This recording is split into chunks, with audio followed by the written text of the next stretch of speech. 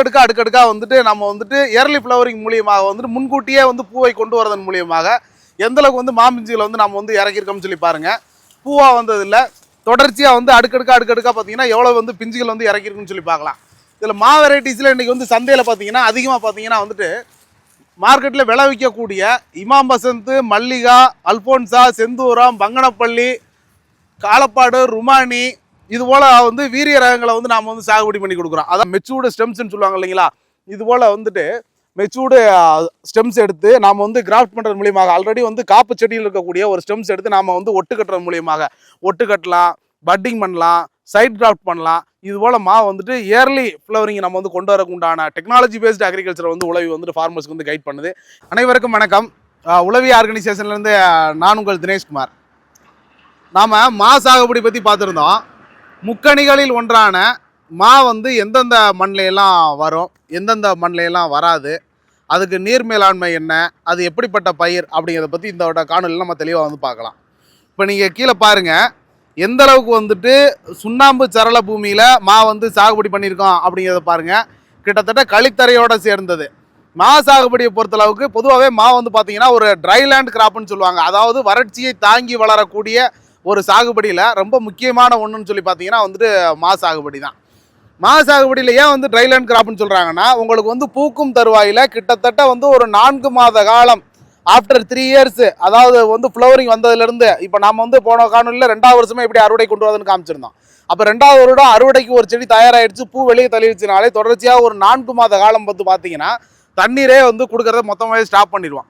எதனால் ஸ்டாப் பண்ணுறோம் அப்படின்னு சொல்லி கேட்டிங்கன்னா, எந்த அளவுக்கு வந்துட்டு நீங்கள் தண்ணீர் கொடுக்குறத குறைக்கிறீங்களோ அப்போ மாவில் இருக்கக்கூடிய அதிகப்படியான ஹீட் வெளியேற்றத்தின் மூலியமாக தளிர் வர்றதுக்கு பதிலாக அந்த உஷ்ணத்தில் பார்த்தீங்கன்னா அந்த ஹீட்டில் பார்த்தீங்கன்னா பூவை வந்து ஒரு செடி வந்து வெளிக்கொணரும்.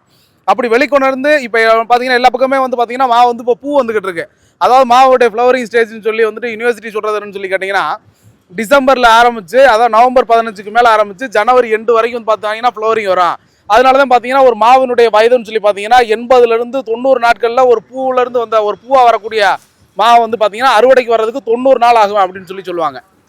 அப்படிப்பட்ட சூழ்நிலையில் இப்போ எல்லாத்துக்கும் பூ வந்து கொடுக்குற நேரத்தில் ஏர்லி ஃப்ளவரிங் அப்படின்னு சொல்லுவாங்க. அதாவது வந்து முன்கூட்டியே பூவை வெளிக்கொணர செய்து அப்போ அறுவடை வந்து நாம் வந்து இன்க்ரீஸ் பண்ணுவோம். அப்போ வந்துட்டு மார்க்கெட்டில் வந்துட்டு எல்லாருக்கும் மாங்காய் இருக்கும்போது நம்மகிட்ட மாங்காய் வர்றது வேறு, எல்லாத்துட்டையும் பூ வரும்போதே நம்மள்ட்ட மாங்காய் இருக்கிறது வேறு. அப்படிப்பட்ட சூழ்நிலையில் தான் இன்றைக்கி வந்து பார்த்தீங்கன்னா எப்படி வந்து பார்த்தீங்கன்னா அடுக்கடுக்கா வந்துட்டு நம்ம வந்துட்டு ஏர்லி ஃப்ளவரிங் மூலியமாக வந்துட்டு முன்கூட்டியே வந்து பூவை கொண்டு வரதன் மூலியமாக எந்தளவுக்கு வந்து மாம்பிஞ்சுகளை வந்து நம்ம வந்து இறக்கிருக்கோம்னு சொல்லி பாருங்கள். பூவாக வந்ததில்லை, தொடர்ச்சியாக வந்து அடுக்கடுக்கா பார்த்தீங்கன்னா எவ்வளோ வந்து பிஞ்சுகள் வந்து இறக்கிருக்குன்னு சொல்லி பார்க்கலாம்.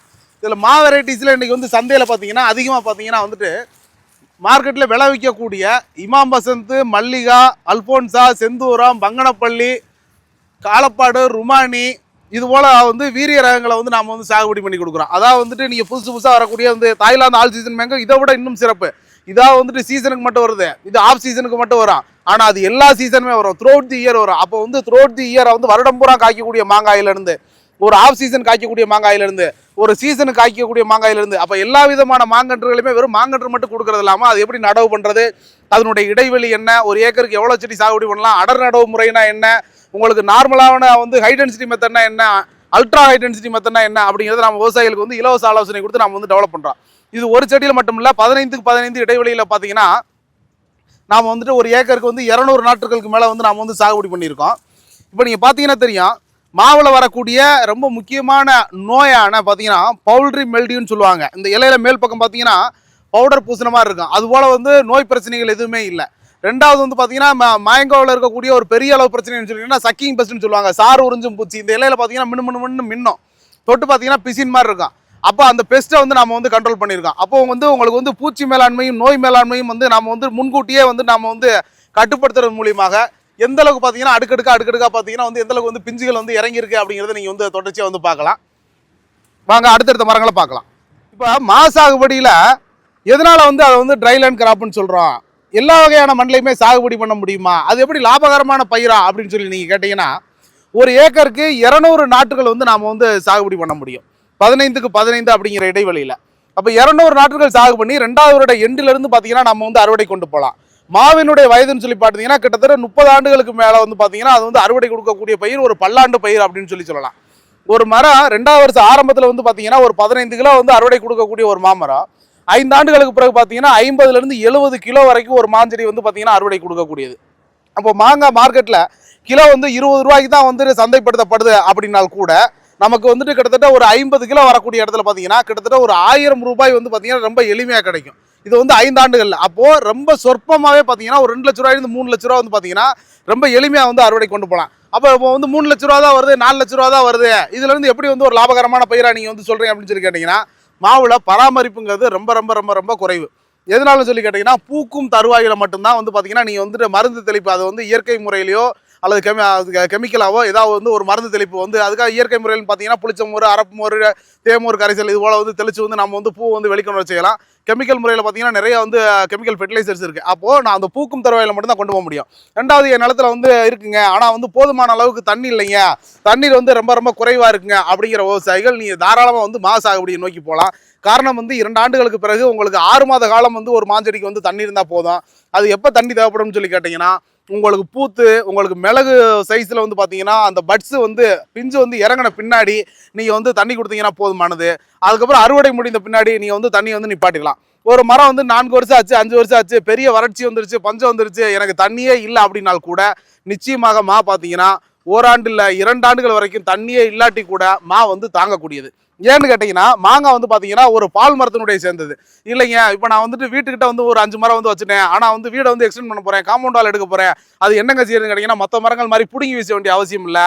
மா வந்து ரூட் பால் மூலியமாக ஒரு மாங்காயை 10 வருஷம் மாங்காயிலிருந்து 20 ஆண்டு கால மாமரம் வரைக்கும் ஒரு மரத்தை வேரோடு எடுத்து இன்னொரு இடத்துல நட்டு வச்சு கூட நம்மளால தடுத்து கொண்டு வந்துட முடியும். அப்போ இவ்வளவு எளிமையான சாகுபடி முறையை விவசாயிகள் எல்லாரும் கையாளுங்க. அதாவது முக்கணிகள் ஒன்றான மா வந்து ஏன் சொல்றாங்கன்னு சொல்லி கேட்டீங்கன்னா, எந்த அளவுக்கு வந்து வறட்சியை தாங்குமோ வறட்சியை தாங்கக்கூடிய பயிர், நீர் தேவை குறைவான பயிர். ஆனால் சந்தையில் இன்னைக்கு வந்து உங்களுக்கு சீசனுக்கு போனீங்கன்னா தான் உங்களுக்கு மார்க்கெட்டில் விலை குறையுமே தவிர, நீ ஆஃப் சீசனில் கொண்டு போனீங்கன்னா இன்னைக்கு மாங்காய் வந்து பார்த்தீங்கன்னா கிலோ வந்து 50 ரூபாயிலிருந்து கிளிமுக்கெல்லாம் பார்த்தீங்கன்னா உங்களுக்கு நவம்பர் மாதத்தில் இப்போ எல்லாம் பார்த்தீங்கன்னா இந்த மாதம் ஆகஸ்ட் செப்டம்பர் இந்த மாதிரி நேரத்தில் வந்து நீங்கள் வந்து கிளிமூக்கு மாங்காங்கிற சொல்லக்கூடிய அல்ஃபோன்ஸா சொல்லக்கூடிய செந்தூரம் சொல்லக்கூடிய இது போல் வந்து இயர்லி சீசன் மேங்கோஸை நீங்கள் கொண்டு வந்தீங்கன்னா கிலோ வந்து 80 ரூபாய் வரைக்கும் வந்து சந்தைப்படுது. கிட்டத்தட்ட ஒரு ஏக்கருக்கு ஆவரேஜாக வந்து பார்த்தீங்கன்னா 4 லட்சம் ரூபாயிலிருந்து 5 லட்சம் ரூபாய் வரைக்கும் சந்தைப்படுத்தக்கூடிய இந்த மாவு சாகுபடி ரொம்ப எளிமையான ஒரு சாகுபடி. இது விவசாயிகள் எல்லாரும் பயன்பெறுங்க. இது போல் வந்து வீரிய ரக நாட்டுகள் வந்து உங்களுக்கு மாவில் குறைஞ்சது வந்து ஒரு 500க்கும் மேற்பட்ட ரகங்கள் இருக்குது. அதாவது வந்து இமாம் பசந்துலேருந்து ஆரம்பித்து உங்களுக்கு புதுசாக வந்து இன்றைக்கி ரகங்கள் வந்து கண்டுபிடிச்சிட்டே இருக்காங்க. 2வது வந்து ஒரு விதை கண்ணிலேருந்து நீங்கள் வந்து போட்டிங்கன்னா கிட்டத்தட்ட உங்களுக்கு காப்பு வரதுக்கு 6லேருந்து 7 ஆண்டுகளுக்கு மேலே ஆகும். அப்போது வீரிய ரகம் மெச்சூர்டு ஸ்டெம்ஸ்ன்னு சொல்லுவாங்க இல்லைங்களா, இது போல் வந்துட்டு மெச்சூர்டு ஸ்டெம்ஸ் எடுத்து நாம் வந்து கிராஃப்ட் பண்ணுறது மூலியமாக ஆல்ரெடி வந்து காப்பு செடியில் இருக்கக்கூடிய ஒரு ஸ்டெம்ஸ் எடுத்து நாம் வந்து ஒட்டு கட்டுறது மூலியமாக ஒட்டு கட்டலாம், பட்டிங் பண்ணலாம், சைட் கிராஃப்ட் பண்ணலாம். இது போல் வந்துட்டு இயர்லி ஃப்ளவரிங் நம்ம வந்து கொண்டு வரக்கு உண்டான டெக்னாலஜி பேஸ்டு அக்ரிகல்ச்சர் வந்து உழவி வந்துட்டு ஃபார்மர்ஸ்க்கு வந்து கைட் பண்ணுது. இது போல் வீரிய ரக மாநாட்டுகள் வேணுங்கிற விவசாயிகள், எனக்கு தண்ணி இல்லை, என்னோட பூமி வந்து வறண்ட பூமியாக இருக்குது, அதான் வந்து ஒரு 5 மாதம் 6 மாதம் தான் தண்ணி கொடுக்க முடியும் அப்படிங்கிற இடம் வச்சிருக்க விவசாயிகள் நீங்கள் தாராளமாக வந்து மா சாகுபடியை நோக்கி போகலாம்.